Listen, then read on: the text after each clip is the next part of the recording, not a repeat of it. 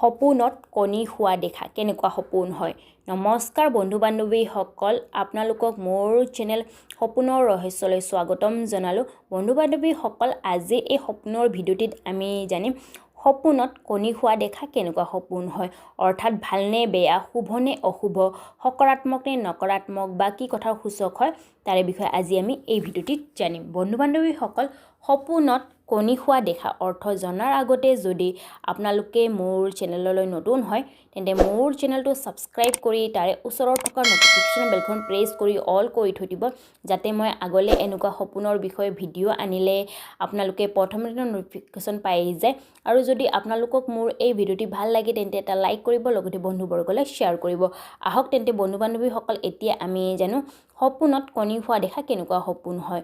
বন্ধু বান্ধৱীসকল, সপোনত কণী খোৱা দেখা ভাল সপোন মনা হৈছে। স্বপ্নজ্যোতিষ শাস্ত্ৰ অনুসাৰে যদি কোনোবা ব্যক্তিয়ে হওক বা মহিলাই হওক যদি সপোনত কণী খোৱা দেখে তেন্তে এই সপোনে এইটোৱে সংকেত কৰে যে আহিব লগা সময়ত বা ভৱিষ্যতেও পুত্ৰধন প্ৰাপ্ত হ'ব, অৰ্থাৎ পুত্ৰৰ পৰা তেওঁ ধন পাব। এই সপোনে এইটোৱে সংকেত কৰে।